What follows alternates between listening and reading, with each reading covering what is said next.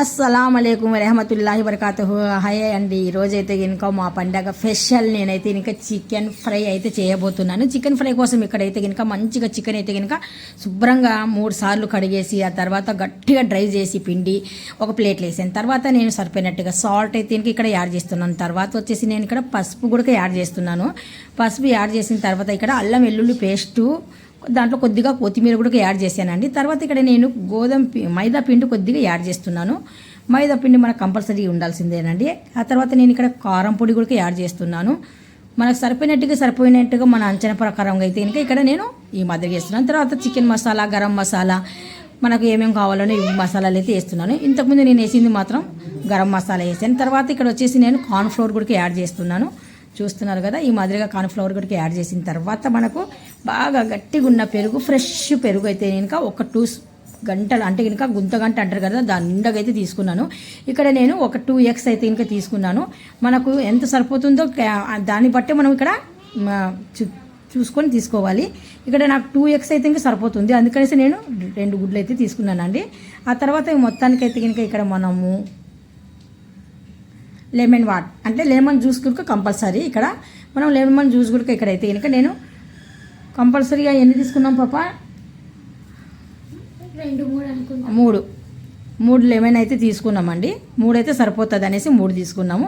ఇక్కడ మొత్తానికి గరం మసాలాలు చెప్పాను కదా, ఆ గరం మసాలాలు కూడా నేను యాడ్ చేసి ఆ పౌడర్ అయితే ఇందులో నేను యాడ్ చేయబోతున్నాను. ఇక్కడ మనకు ఫుడ్ కలర్ ఇంపార్టెంట్ అండి. ఎందుకంటే కనుక చికెన్ ఫ్రై అన్నప్పుడు మనకు రెడ్ కలర్ బాగా కనిపిస్తేనే బాగుంటుంది. పిల్లలు ఎగ్జాక్ట్లీగా కొద్దిగా ఇష్టంగా తింటారనమాట.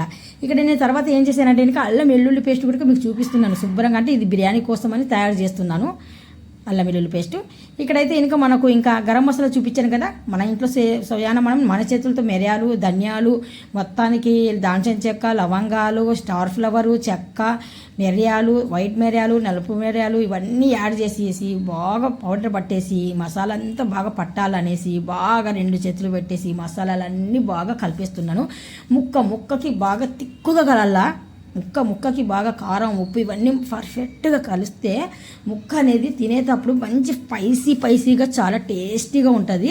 ఇప్పుడు మనం అయితే ఇంకా పెరుగు వేస్తే ఇంకా ముక్క కూడా ఏమవుతుంది అంటే పైన క్రంచి, లోపలైతే స్పాంజీ లాగా ఉంటుంది. చాలా చక్కగా చాలా టేస్టీగా కూడా ఉంటుంది. ఇప్పుడైతే కనుక నేను కొద్దిగా సేపు కలిపి మీకు వెంటనే ఇక్కడ చూపించినట్టు కనిపిస్తుంది కదా, నేను అలా చేయలేదు. ఫ్రిడ్జ్లో అయితే కనుక పెట్టానండి. ఒక ½ an hour వరకు పెట్టేసి ఆ తర్వాత ఇక్కడ ఒక గిన్నె పెట్టేసి దాంట్లో ఆయిల్ వేసి ఆ తర్వాత ఈ ముక్కల్ని తీసుకొని వచ్చేసి మళ్ళీ ఒకసారి కలిపి ఇక్కడ ఫ్రై అయితే చేయబోతున్నాను. చూస్తున్నారు కదా, ఇక్కడ చక్కగా ముందుగా నేను హై పెట్టేసి మంట బాగా తగ్గించేసి ఇక్కడ ఫ్రై అయితే చేయబోతున్నాను. మనము మంచిగా లెగ్ అనేది ఫ్రై చేసేటప్పుడు హై మీదనే ఎక్కువగా ఉడికిస్తే ఫ్రై చేస్తే పైన అవుతాయి, లోపల పచ్చిగుంటాయి. అలా చేయకుండా నేను మంట బాగా తగ్గించిన తర్వాత పై నుండి లోపల వరకు బాగా ఉడికేలాగా ముక్కని బాగా అయితే ఫ్రై చేసాను. చూడండి చక్కగా మొత్తానికైతే ఇంకా అన్నీ అయితే ఫ్రై చేసేసి ఒక గిన్నె నిండి అయితే నింపి పెట్టేసానండి. ఈ వీడియో నచ్చినట్టుగా అయితే లైక్ చేయండి. Thank you so much.